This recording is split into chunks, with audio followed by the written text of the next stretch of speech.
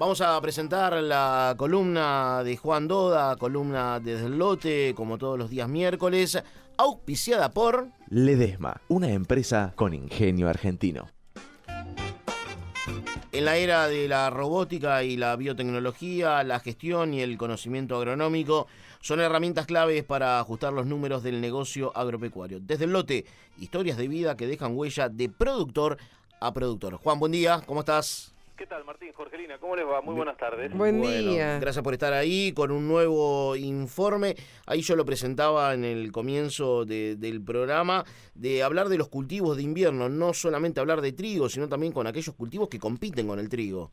Así es, Martín, Jorgelina, porque ustedes saben que la FAO, la Organización de las Naciones Unidas para la Alimentación y la Agricultura, declararon el año 2006 como el año internacional de las legumbres. Las legumbres hay muchas que se producen en invierno, como arveja, lenteja, garbanzo, y han sido, si quieren, un lugar donde se han refugiado los productores cuando el trigo estaba muy complicado para hacer, por diversos motivos que vamos a recorrer a lo largo de esta columna. Sí. Martín, pues es que la producción de legumbres, para hacer un poquitito de historia, viene data de los años del año 7000 antes de Cristo, más o menos, por lo menos garbanzos y lentejas. Ahora bien, garbanzos, lentejas, porotos, arvejas cumplen un papel fundamental en dos o tres temas, Martín. Por un lado, la sustentabilidad y el cambio climático, sí, ya que al igual que la soja y otras leguminosas, pueden fijar nitrógeno del aire y convertirlo en nutriente. Esa fijación biológica, como se la conoce, de nitrógeno, es lo que permite reducir el uso de fertilizantes sintéticos. Por otro lado, se usa menos agua porque la producción de legumbres, por ejemplo, requiere 50 litros de agua por kilo, mientras que, por ejemplo, un kilo de pollo necesita 4.300, alrededor litros de agua. Por eso, Martín, las legumbres constituyen una opción inteligente en algunas regiones áridas o más propensas, por así decirlo, a la sequía. Sí. Por otro lado, permite también mantener el estado de los suelos, colaborando con la fertilidad, y también colabora con la salud humana. Después vamos a hablar un poco de la incorporación a las ensaladas y demás. Ahora, ¿dónde estamos parados? Argentina, ¿de dónde venimos? Como decía al principio, la intervención del año 2006 por parte del gobierno de lo que fue la comercialización de trigo obligó a los productores a ir buscando alternativas para pasar el invierno. Sí, así es. Esto favoreció la proliferación de los cultivos de cobertura por un lado, también de la cebada, como hemos hablado también en otras oportunidades en esta columna. Sí, y vamos a hablar después de tu informe con un especialista en tema de cebada para conocer detalles de cómo se presenta la próxima campaña. Ah, mira, muy bien, muy bien. Y bueno, algunas de las zonas productivas en Argentina donde se produce desde el noroeste, en provincias como Jujuy, Salta, Tucumán o Santiago, y pasa por Santa Fe, Córdoba y hasta la provincia de Buenos Aires. Para tener idea de algunos números, Martín, brevemente, lenteja, empezamos por la que menos se siembra, unas 30.000 hectáreas, una producción, la última campaña, de unas 35.000 toneladas. Garbanzos, unas 50.000 hectáreas y 120.000 toneladas de producción, y arveja, la que más se produce, unas 120.000 hectáreas sembradas y una producción de 150.000 toneladas. Ahora bien, Martín, antes de ir a escuchar el primer audio, para dimensionar un poco todo esto, hace 10 años que las exportaciones de Argentina vienen creciendo a una tasa de 7.000 toneladas por año, por lo cual, digamos, es muy bueno que sigan creciendo. Pero, para dimensionar este número, las transacciones de arveja, las exportaciones de arveja en el mercado mundial vienen creciendo a un ritmo mayor, de unas 75.000 toneladas por año.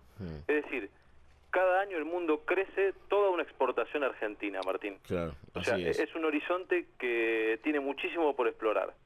Para conocer un poco más de lo que es la producción de legumbres, hablamos con el asesor privado, Adrián Poletti, que opina sobre los beneficios de las legumbres y por qué en este año, que la arveja no tiene un buen precio, va a mantenerse bastante bien en superficie dentro de las rotaciones. A ver, lo escuchamos.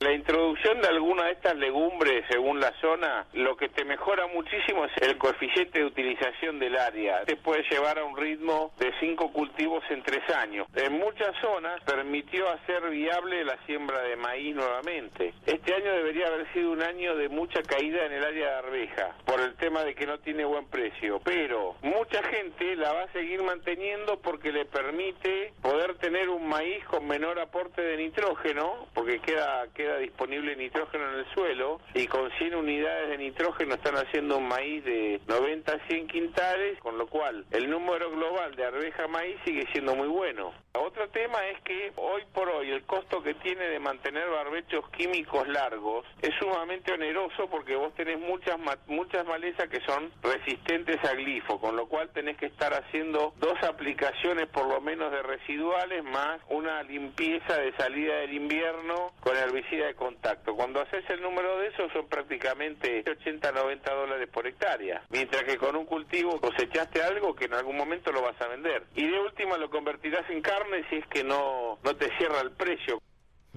Bien, ahí interesante lo que planteaba el asesor privado Adrián Poletti. Sí, Martín, y me decía algunas claves más que quedaron fuera del audio. Por ejemplo, a tener en cuenta, porque le pregunté, bueno, el productor que quiere empezar, que está acostumbrado a hacer trigo, pero que quiere ver en este momento en el que el trigo le va mejor, pero quiere diversificar un poco más.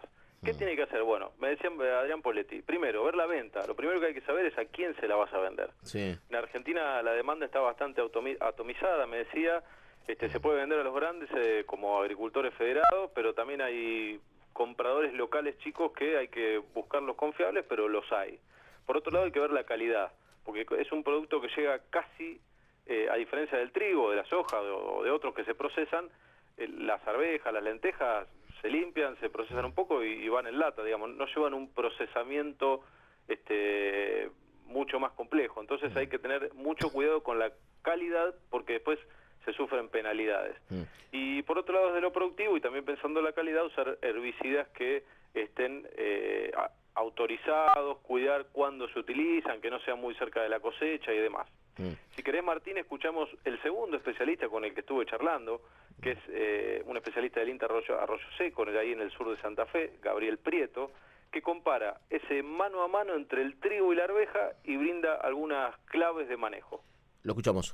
Cuando comparamos arveja versus trigo hoy a los precios de mercados actuales, sin duda que los beneficios económicos vienen de la mano del trigo. Ahora, en la rotación, la arveja consume el 70% del agua que consume el trigo, la arveja desocupa unos 20 días antes el lote que trigo, y el balance de nitrógeno que deja en el suelo es bastante menos negativo que el que deja el trigo. Es un cultivo que no va a tolerar los excesos hídricos, suelos que vengan con antecedentes de legumbres por muchos años, porque la incidencia o la afección que va a tener de enfermedades del tipo vascular, Fusarium, Rhizoctonia, Pythium, son claves. Los puntos claves son la elección del lote, el tratamiento de semillas, la fertilización con fósforo, la protección en lo que es control de malezas y enfermedades, y después la calidad de la cosecha. Fijarnos de que no haya partido, de que no haya granos revolcados, de que la cosecha sea lo más limpia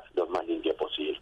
Interesante lo que plantea Gabriel. Después de mucho tiempo volvemos a hablar de beneficios económicos para el trigo, por un lado, sí, y también las cualidades de la arveja, la importancia que tiene para la rotación de cultivos, eligiendo una buena semilla, trabajando mucho en lo que es la fertilización, trabajando en calidad de cosecha y también con un buen control de malezas. Sí, Martín, me aportaba este dato. Gabriel Prieto me decía que ellos tienen probado que la soja, hablando de la rotación después de arveja, tiene un rendimiento 20 o 30% superior a la soja después de trigo, y que el maíz de segunda también después de arveja, sí, rinde unos 2.000, 2.500 kilos más que en la rotación, en otras rotaciones. Entonces me parece un dato muy interesante. Otro que me decía Gabriel Prieto, ya como para ir terminando la columna, es que Argentina, la demanda de arveja tiene un potencial enorme, me decía él. El tema es que Argentina produce mucha arveja verde, que tiene genética vieja, que se vende más que nada a Brasil. Estuvieron hablando ustedes de los problemas que tiene hoy Brasil, con lo cual es un mercado más que complejo. Pero la arveja que consumen China, India, Bangladesh, Marruecos, que son los mercados que más están creciendo, es la arveja amarilla. Me decía Gabriel Prieto que Argentina, los productores argentinos y el mercado en general, el productor de arveja puntualmente, hizo lectura de esto, y ya en el año 2015 va a haber un 30 o 40% más de producción de arveja amarilla en vez de verde, lo cual esto es bueno para todo el sistema, porque como decíamos al principio, si uno produce algo tiene que tener un mercado y poder venderlo, sobre todo en estas specialities. Y además, Juan, para cerrar, vivimos una etapa diferente en la campaña de cultivos de invierno porque después de mucho tiempo volvemos a hablar del tema de rotación de cultivos, algo tan importante para los suelos. Sí, Martín, y como decíamos el otro día en el contexto de APRESIR, poder rotar pensando en agronomía y no solamente pensando en la economía, ¿no es cierto? Esto para mí es un dato fundamental que hace, digamos, poner a trabajar la cabeza de los agrónomos, de los asesores en esta función y no solamente en si el número da rojo o verde. Juan, muy bueno el informe del día de hoy, gracias por todo, abrazo grande y nos reencontramos el próximo miércoles. Gracias, Martín, Jorgelina, hasta el próximo encuentro. Juan Doda, con su columna Desde el Lote, aquí en Melo, junto del campo, auspiciada por Ledesma, una empresa con ingenio argentino.